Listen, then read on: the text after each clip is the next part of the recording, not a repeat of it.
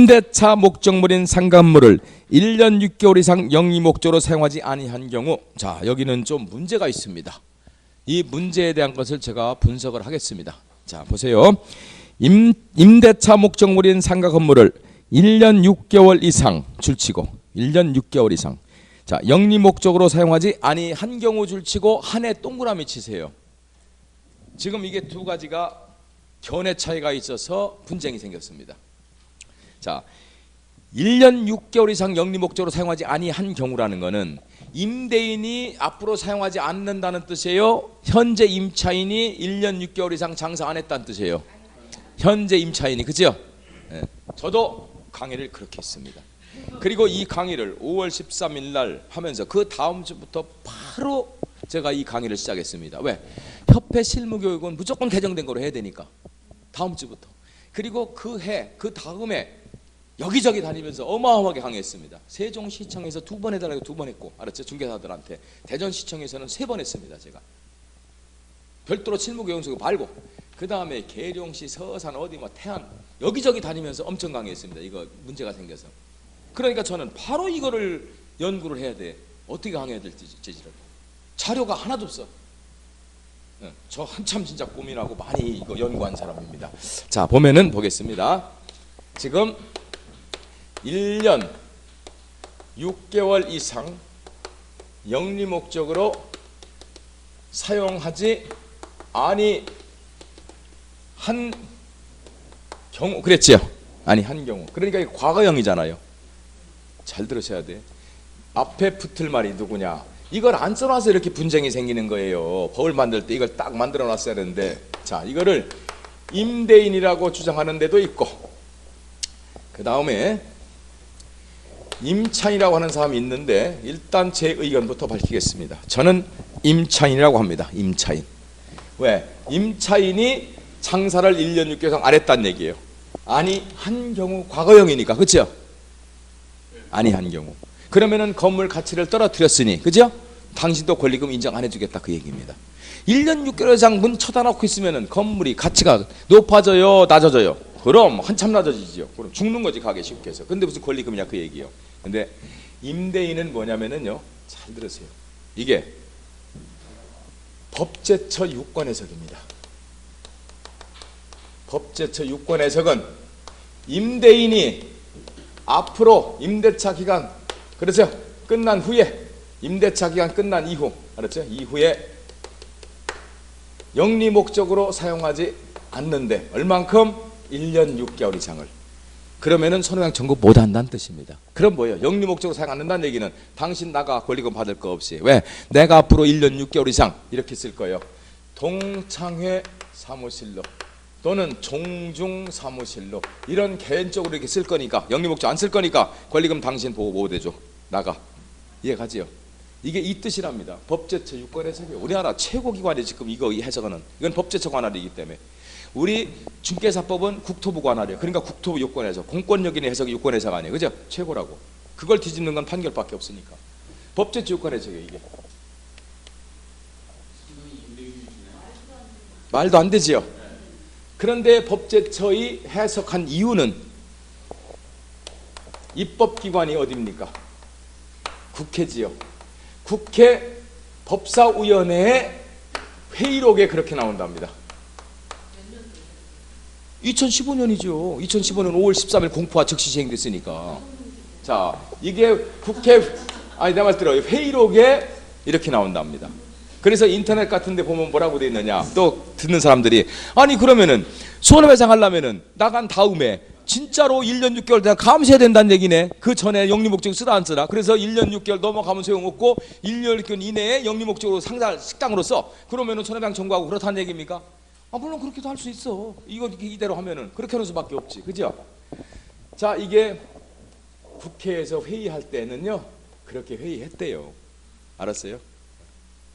이걸 임대인으로 만들자고, 임대인이 안 쓰는 걸로. 근데 법적으로 이렇게 만들면 어떡하느냐고. 일반인이 이 회의록 볼 수 있어요, 없어요? 그럼 이렇게 해석 못 하는 거지, 그렇죠? 저는 그래서 반대하는 거예요. 임차인이라고 하는 거예요. 처음부터 임차인이라고. 제가 이거 참 진짜입니다. 5월 13일 그 다음 주부터 강의하는데 몇 주 차가 지났는데 계속 하니까 매주 뭐라고 하느냐, 방송에서 이렇게 임대인이라고 나왔는데요. 그래서 그 사람은 법제처 유권에서 때로 강요한 거예요. 이해가셨죠? 틀린 게 아니에요. 그 사람도 따지고 보면은. 그러나 이건 임차인이라고 해야 됩니다. 우리는 이런 거 모르니까, 그렇죠? 일반 국민들이나 강연 사람들 누구든 아니 한 경우 법조문 있는 그대로 엄격하게 해석을 해야지, 그죠? 있는 대로. 두 번째, 그러니까 요 회의록대로 해서 법제처는 유권에서 간 거예요. 말이 안 되지 누가 봐도 지금. 통용하겠습니까? 근데 또 하나 있습니다. 요거 뭐요? 저도 그렇게 주장을 합니다. 두 번째, 바로 변호사들이요. 여러분들 궁금하면은 이걸 한번 들어가 보세요. 1년 6개월에 관한 거. 이걸 쳐. 문구를 치면은요. 변호사들이 벌떼같이 일어나 있어 거기에. 그 많은 내용을 저도 이것 때문에 문제가 생겨서 저도 많이 읽어봤어요. 제가 읽은 변호사들이 올린 글 있지요. 한 개도 임대인이라고 한 사람 하나 없어, 변호사들. 그러니까 결국은 변호사들과 싸움이요. 알았어요? 변호사들하고. 근데 저도 같은 입장입니다. 이건 나중에 봤어요. 처음엔 블로그 오르지도 않으니까. 알았어요? 최근 거 한번 보세요. 수도 없이 올렸습니다. 변호사 사무실에서 올린 게, 변호사들이 올린 거. 근데 뭐라고 했냐? 끝에 가서 딱 그 말이 써 있어. 이렇게 싸움이 붙었는데 우리는 있는 법정 그대로 해석이 된다. 이건 우리는 알 수가 없는 얘기다. 알았죠? 이거는. 그러므로 변호사도 똑같이 해석했어. 이건 임차로 해석이 된다. 그리고 대법원 판례가 빨리 나와야 될 것 같다. 다 그 말 써놨어, 변호사들이. 아직 안 나왔어요, 대법원 판례가. 이해 가셨죠? 저는 임차인입니다. 그래서 저는 임차인이라고 합니다. 무조건 임차인. 알았죠? 그러나 100% 장담을 할 수는 없다는 거. 저도 대법원 판례에서 법제처 유권화승이나 회의록 가지고 해서 이렇게 할 수도 있으니까. 그러나 내가 볼 때는 대법관들이 바보 아닌다면은 이렇게 해석 안 할 것 같습니다. 알았죠? 그래서 저는 이거 무시합니다. 그리고 임차인이라고 해석합니다. 알았죠? 왜? 사용하지 아니 한 경우, 과거형이잖아요. 이미 사용 아니 한 경우. 그렇죠? 임대인이 앞으로 사용 안 할 것이 아니라. 그렇죠? 우리는 있는 법조문 그대로 엄격하게 해석을 해야 됩니다. 그대로. 자, 숨어있는 뜻까지는 알 수가 없습니다. 그래서 국회의사록 이런 것까지는 우리는. 그래서 그거는 현재 다툼이 있다는 건 아셔야 됩니다. 알았죠? 법제처 유권 해석은 임대인이라고 한다는 거. 알았죠? 그러나 저는 임차인으로 강의합니다. 알았습니까? 자, 그거 알아두시고. 자, 여러분들 이런 일이 있는지도 참 여러분들 처음 들어보죠? 자, 그 다음에 4호. 임대인이 선택한 신규 임차인이 임차인과 권리금 계약을 체결하고 그 권리금을 지급한 경우 임대인이 선택한, 거기다 줄 치세요. 임대인이 선택한, 알았죠? 신규 임차인. 이거는 한 두세 가지 경우가 나올 수 있습니다. 자, 설명하겠습니다. 자, 우선 이런 얘기입니다. 요럴 수가 있죠. 여기에 이 신규 임차인이 한 명만 나올 수 있는 게 아니라 여러 명 나올 수도 있죠. 이 사람도 와서 물건 보고 올까 말까 하고 임대인도 만나 보기도 하고, 그죠? 또는 뭐 A라는 사람도 권리금 이 사람은 한 8천 주겠대. 알았죠? 해가면서 이거 이런 거 비싸니까 나도 생각은 있는데 생각해 보겠습니다 하고 이 사람도 만나볼 수 있고, B라는 사람도 나올 수 있고, 나는 한 6천이면 되겠네 해가면서, 그렇죠? 이렇게 여러 사람이 있어. 이 중에 임대인하고 어떻게 전화가 통하든지 해가지고 먼저 계약하는 사람이 임자지 꼭 누구랑 해야 된다는 거 없잖아요. 그래서 누가 임대인이 A를 선택했습니다. 그래서 임대인이 선택한 신규 임차인과 계약했을 때 이거 주장 못한다고, 나 손해났으니까 2천 손해났으니까 2천 손해만 하세요, 이 사람이랑 나는 하려고 했는데 왜 그랬습니까, 이런 거 못한다고. 알았죠? 임대인이 선택한 임차인이라고 했잖아 지금. 어차피 쥐가 또 소개시켰잖아요 이 사람들을. 그죠? 여러 사람을 왔다 갔다 할 수 있으니까. 자, 그 다음에 또 한 가지는 뭐냐, 갑이란 사람이 아주 사람이 좋아, 빨리 가다가 이 권리금. 그런데 권리금 받아갈 수 있는 기회는 언제까지요? 임대차 종료 딱 지나서 자정 넘어가면은 끝입니다. 뭐 언제까지 권리금 받아갈 수 있다고 했어요? 임대차 종료 6월 전부터 종료 시까지만 권리금 받아가는 건 방해해서는 안 된다고 그랬지. 넘어가면은 끝이야. 그걸로 방해해도 손해배상 청구도 없는 거예요. 그래서 나온 노래가 자정으로 가는데 그 얘기입니다. 자정 넘어가면 권리금 뭐고 다 끝났다고. 알았죠? 그럼 자, 그래서 여기 자정, 알았습니까? 그게 종료된 날 하기 위해서 자정이라고 그러는 거예요. 그렇지. 체결해서 권리금 받아가는 시점. 요 전에만, 자정 전에만 계약 체결하면 되는 거야. 자정 전에만. 지금 무슨 얘기냐면은 내가 11월 30일이 종료되는, 12월로 할까요? 12월 31일, 알았죠? 31일 자 종료됩니다. 그러면은 12월 31일 자정 딱 넘어가면은 이거는 임대차가 어떻게 된 거예요? 종료된 거죠. 네. 그래서 여기서는 권리금 보호도 못 받고, 그렇죠? 네. 끝난 겁니다. 이렇게 되는 거예요.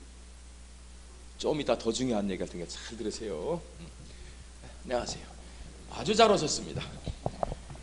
제 강의가 얼마나 듣고 싶으면 지난주 들으시고 또 오셨습니다. 죄송합니다. 아닙니다. 죄송이 아니라 정말 잘 오셨습니다.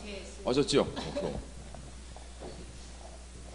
실무교육도 4번 들은 사람 있어요. 실무교육을 개업하려고 듣는 게 너무 좋아서 들은 거예요. 그게 아니라 내 강의 듣고 무서워서 개업을 못했대요. 진역 갈 것 같아서.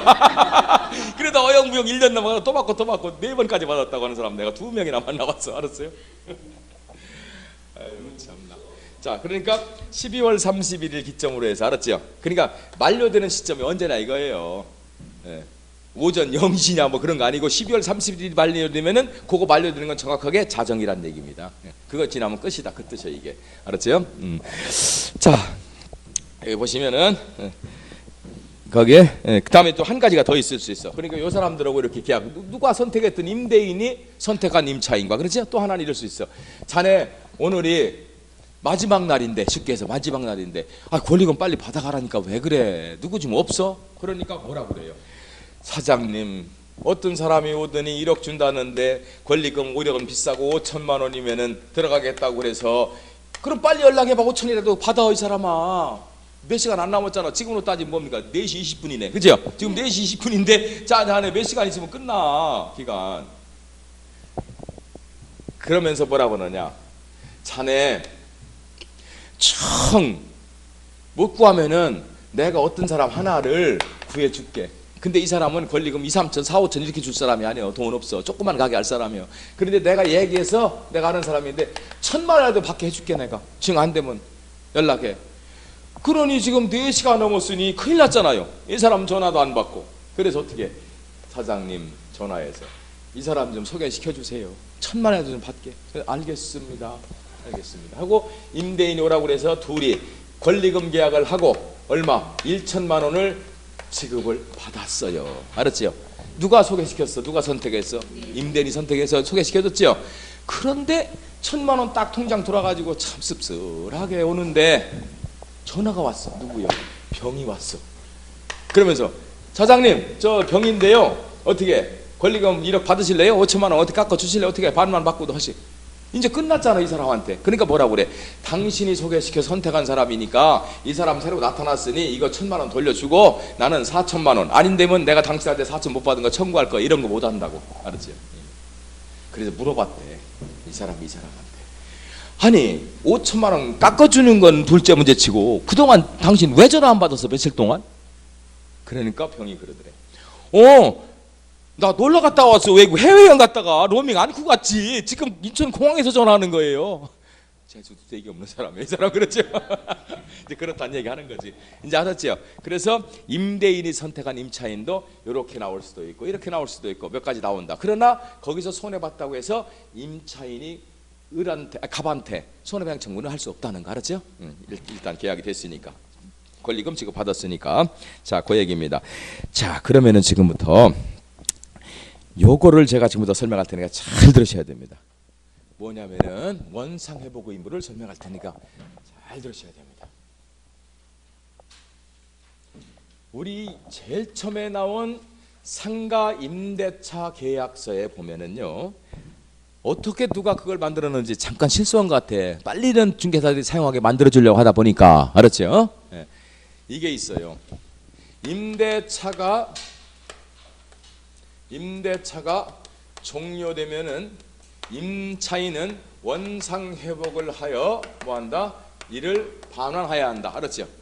이 문구도 들어있고 그 다음 문구에는 뭐라 하느냐? 임차인이 권리금 받아가는 것을 또 방해해서는 안 된다 하는 문구를 같이 써놨어. 여러분도 한방 들어가면 아직도 그 살아있어. 그 계약서가. 이게 계약서예요. 뭐예요 도대체가? 여러분들 원상회복하면 권리금 받을 수 있어 없어? 뭔 재주로 원상회복하고 권리금 받습니까? 시설이 돼 있으니 권리금 받는 거지. 그렇죠? 자, 이 문제를 제가 분석할 테니까 잘 들으세요. 자, 설명할 테니까. 그러면은 원상회복 의무라는 것과 이 권리금 받아간다는 이것하고 충돌이 일어나서 짓고, 그죠? 이게 따지면은 법과 법 사이에 충돌이 일어난 거예요. 원상회복은 민법에 있어. 권리금 보호받는 거는 뭐예요? 회수기에 보호는 상가임대차 보호법이 있죠? 네. 자, 이렇게 돼 있어. 자, 그러면은 무슨 문제냐면은 물론 이런 경우가 있긴 있습니다. 원상 회복하고 권리금 받아갈 수 있는 경우도 있습니다. 그거는 아주 극소수입니다. 이런 경우에요.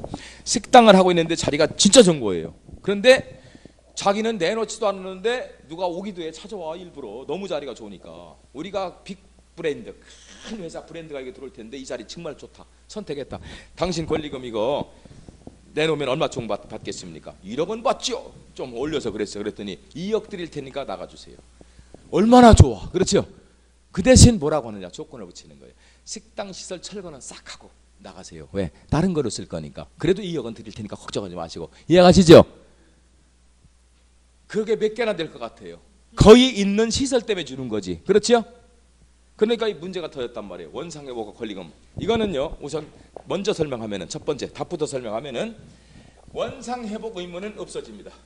권리금 받아가는 순간. 권리금이 있으니까. 그렇죠? 알았죠? 원상회복하고 권리금 받아갈 수는 없으니까. 그럼 그래서 권리금을 받아가는 게 즉 뭐로 따지는 거예요? 이거 민법, 일반법, 이거 특별법. 특별법 우선의 원칙에 따라서 권리금 받아가는 겁니다. 알았죠? 근데 이것만 알아서는 큰일 납니다, 여러분들. 여러분 또 재산권 보호하는 얘기 또 해줄 거예요. 만약에 이걸 또 어디 중개하는 데도 써먹을 거예요. 웬만하면 권리금 계약 욕심 안 부리고 계약 성사됩니다. 이 설명해 주면은. 알았죠? 잘 들으세요. 자, 여러분들이 지금 장사를 하고 있습니다. 권리금 1억짜리인데 세상에 누가 1000만 원도 안 준답니다. 아닙니다. 100만 원 받고라도 넘겨야 됩니다. 알았어요? 10만 원 받고라도 권리금 주고 받고 넘겨줘야 됩니다. 왜?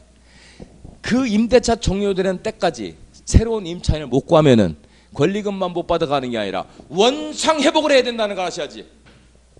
새로운 사람한테 권리금 받고 넘길 때는 뭐요? 원상 회복 의무가 없지만 내가 새로운 임차인을 못 구했을 때는 무슨 일이 생깁니까? 원상 회복 의무가 터졌다는 걸 아셔야 돼요. 이해가셨죠? 그러니까 이런 사람들 자 설득시키면 그러니까 여러분들 재산 보호하는 것도 마찬가지고 알았죠? 내가 장사하다가도 무슨 수를 써도 남겨줘야 돼요. 그거 욕심 부리지 말고 그래야 원상회 보고 안 당하고 나가. 이해가셨죠? 자 지금 요 임차인이 여러분 중개할 때 이제 써먹어 1억 요구하고 엄청 배짱 부리고 있는 거예요. 그래 어떤 사람이 요즘 권리금 장사가 안 되니까 속상해 2천만 원뿐이 안 준대 1억.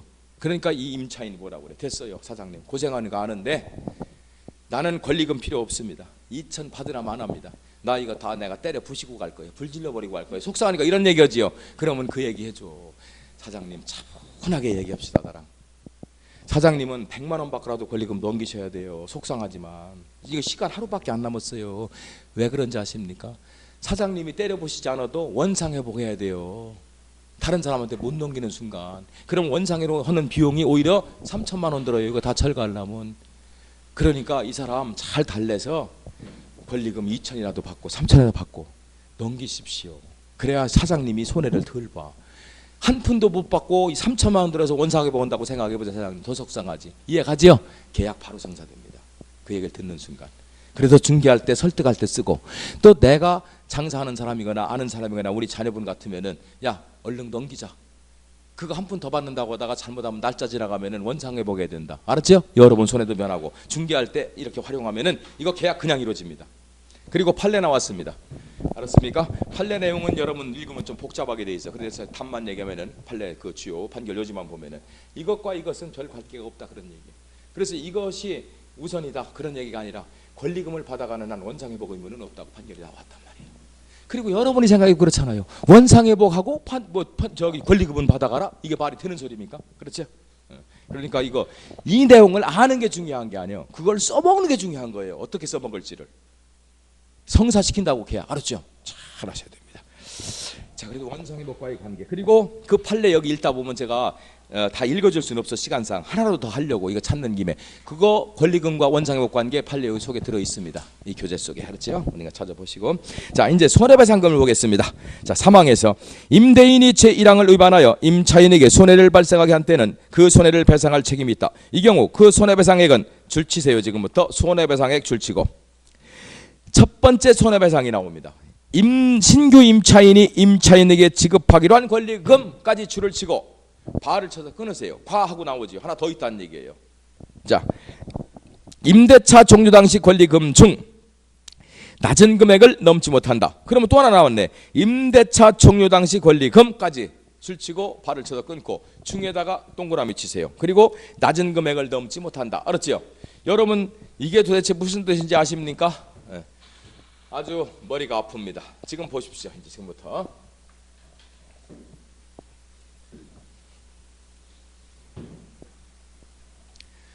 손해배상을 한다는 얘기예요. 지금 여기 손해배상 알았죠? 그러면은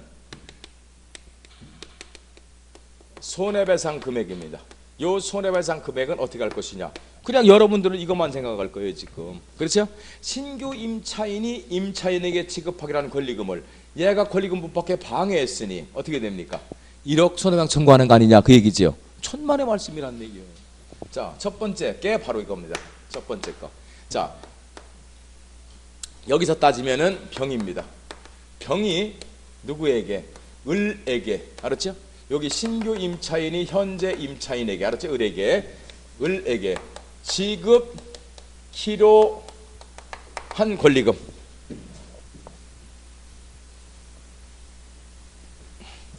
지급키로 한 권리금입니다. 이렇게 권리금. 얼마입니까? 지금 우리 여기 예시된 걸로 지금 가는 걸로 하는 1억. 그렇죠. 1억. 그게 당연할 줄 알았더니 또 뭐라고 하느냐?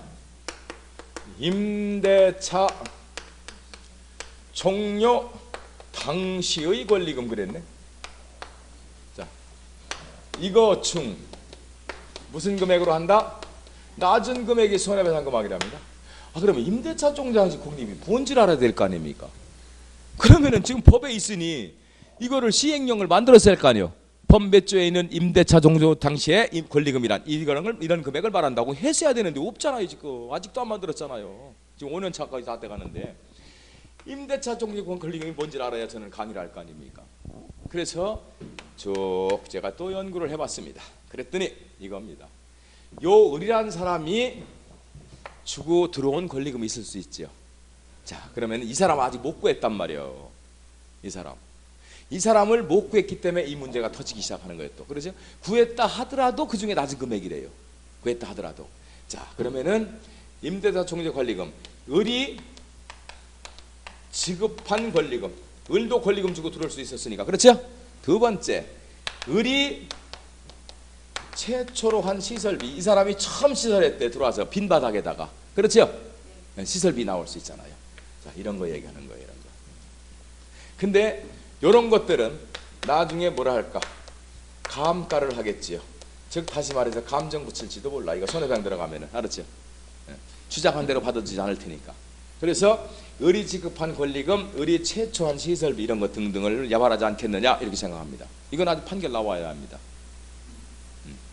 자, 요거 감가하는데 무조건 줄어들진 않습니다. 오히려 올라갈 수도 있습니다. 있는 시설비는 5년, 10년 썼으니 감가할 수 있죠. 감액할 수 있죠. 그런데 장사를 너무 잘해서 유형의 재산적 가치 말고 무형의 자산적 가치를 높여놨습니다. 그러면 또 플러스 되겠지, 그죠? 그거 감안해서 영업권에 관한 거 이런 것 때문에. 자, 이렇게 해서 요것 좀 낮은 금액이라는 거 아셨죠? 이건 판사님이 결정할 일이지. 자, 그런데 여기서 여러분들이 중요한 것이 있습니다. 이것만 하고 넘어가면 절대 안 됩니다. 여러분들은 눈이 무엇이니까 중개를 해야 되니까, 알았죠? 그러면은 혹시 여러분들 중개를 안 해본 분이라도 임대차 계약서를 뭐 주택이든 상가든 무엇이든 상관없이 임대차 계약서를 분실할 경우가 있을 것 같아요, 없을 것 같아요? 많이 있어요. 그거 신기하더라고. 임대차 계약서 잊어버린 사람이 꽤 많아요. 자, 그러면은 여기 보세요. 이 권리금 전에 있던 권리금 계약서를 5년, 10년 뒤에 이거 보존하고 있다고 볼 수 있어, 없어? 분실할 경우도 많겠죠. 자, 여기 처음에 내가 시설한 시설비 비용, 알았죠? 쉽게 인테리어 비용 준 돈 이거 이 뭐죠? 이 그 견적서라든지 이런 거 영수증 같은 거 보관하고 있을 것 같아요, 없어요? 없다고 봐야 돼요. 그러니까 여러분들은 잘 들으세요.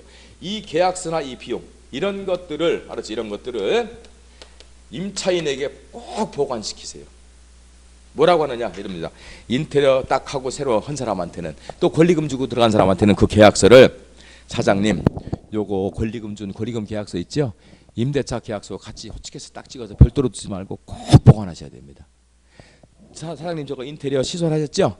가능하면 계좌로 넣어주고 그 다음에 영수증 다 하려고 그래서 꼭 첨부시켜주세요. 그럼 그건 뭐 하시게? 그러면 왜 어디 써먹어요? 그랬더니 그거는 묻지도 말고 따지지도 말고 언제 써야 될지 모를 일이 생기니까, 알았죠? 꼭 보관하셔야 됩니다. 하려면 이 정도만 해요. 사장님 나중에 권리금 받아갈 때 필요할지도 몰라서 그러는 거예요. 이렇게만. 이거를 30분 동안 설명하지 말고, 알았죠? 하다가 잘못 설명하고 지치면은 손님 잘못하면 지쳐서. 그러니까 그렇게만 보관을 시키란 말이에요. 근데 진짜로 주인이 나가라고 그랬어. 어떻게 할 방법이 없어. 그런데 이걸 잘 보관한 덕분에 판사님이 그걸 인정해서 거기에 몇 % 손해배상을 받았다고 그래. 저놈을 증거로 해서. 그러면 그 중개사가 고마울 것 같아, 안 고마울 것 같아? 한 번 다시 부동산 갈 것 같으면 그 부동산 한 번 더 찾아가게 된단 말이에요. 이해가셨죠? 그래서 꼭 보관시켜야 됩니다. 지금 이 손해배상 금액 때문에 그렇습니다. 이거 5년 10년 뒤에 권리금 계약서, 이거 시설 영수증 이런 거 보관한다는 보장 없습니다. 꼭 두시라고 합시다. 그리고 또 하나 둘 것은 뭐가 있느냐면은 비용 같은 거 계산할 때 있죠. 네, 보면은 카드기를 넣고 이렇게 쭉 긁어 나오는 거 있죠. 그거 다시 복사하십시오. 그거는요 1년 동안 가면 다 날아갑니다. 그러나 복사기로 다시 복사한 건 10년 가도 끄떡 없습니다. 이해가셨죠? 예. 그래서 그거를 글씨가 안 보여서 해먹는 사람도 있다고. 다 날아가서. 그게 거기에 뭔가 이렇게 돼 있어. 쫓겨 나오게 그걸 뭐라고 하는데 그게 다 날아가면 없어지는 거예요, 여러분들. 그래서 그런 것들도 신경 써야 됩니다. 자, 그래서 손해배상 금액은 이렇게 돼 있다는 거. 이거는 판사님이 결정할 일밖에 없어. 그리고 어떤 거라는 거 앞으로 더 나올지도 몰라요. 임대차 종료 당시에 권리금이란 어떤 거로 본다고, 그죠? 참 신기한 나라입니다, 이 나라. 저런 법을 가지고도 대한민국 국민은 잘 먹고 잘 살고 있으니 국민들이 내가 볼 땐 똑똑한 것 같아. 이런 법을 만들었는데도 참 사는 거 보면은. 자, 그 다음에 이어서 제3항에 따라 좀 전에 한 겁니다. 임대인에게 손해배상을 청구할 권리는 임대차가 종료한 날부터 몇 년? 3년 이내 행사하지 않으면 시효의 완성으로 소멸한다. 그렇죠? 됐고. 자, 5항 또 한 장 뒤에 넘어가서 임차인은 임대인에게, 이게 진짜 웃기는 얘기요. 임차인은 임대인에게 임차인이 주선한 신규 임차인이 되려는 자의 보증금 및 차임을 지급할 자력 또는 그 밖에 임차인으로서 의무를 이행할 의사 및 능력에 관하여 자신이 알고 있는 정보를 제공하여야 한다. 이게 말입니까? 막걸리입니까 도대체? 이게 무슨 얘기냐면 이 얘기요. 요 임차인이 얘가 땡전 1원도 안 들리고 남의 돈만 가지고 장사하려고 그래. 다 여기저기 빌려서. 그때 얘가 그 얘기를 임대인한테 해주라는 얘기예요. 이 사람 사장님 이렇게 임대차 계약을 하시려고 그렇게 하고 내가 권리금 받고 나가는데요. 이 사람 돈 3억 들어간다는데 이 사람 돈 1원도 안 들이고 남의 돈 갖고 오는 거예요. 그건 알고서 계약하셔요. 이 얘기를 하는 얘기예요 지금. 이게 무슨 해계망치 같은 소리입니까? 그러면 임대인이 참 잘 죽었다세 여기다가 지 돈 1원도 갖고 온다는데. 그리고 하나 더 하셔야 돼요. 이 사람은요 장사를 30년 한 사람인데 여 건물 저 건물 옮겨가면서 5군데 옮겼는데 옮긴 때마다 집 불 지르고 나왔어. 알았죠? 건물 그거 다 때려부시고 나왔어. 참 그렇잖아요. 의무로 위반을 우려가 있거나 이게 무슨 소리냐고. 나는 잘 모르겠네. 얘가 참 그런데 고지할 의무는 있대요. 알았죠? 정보를 참 제공해줘야 되는데 그런 정보를.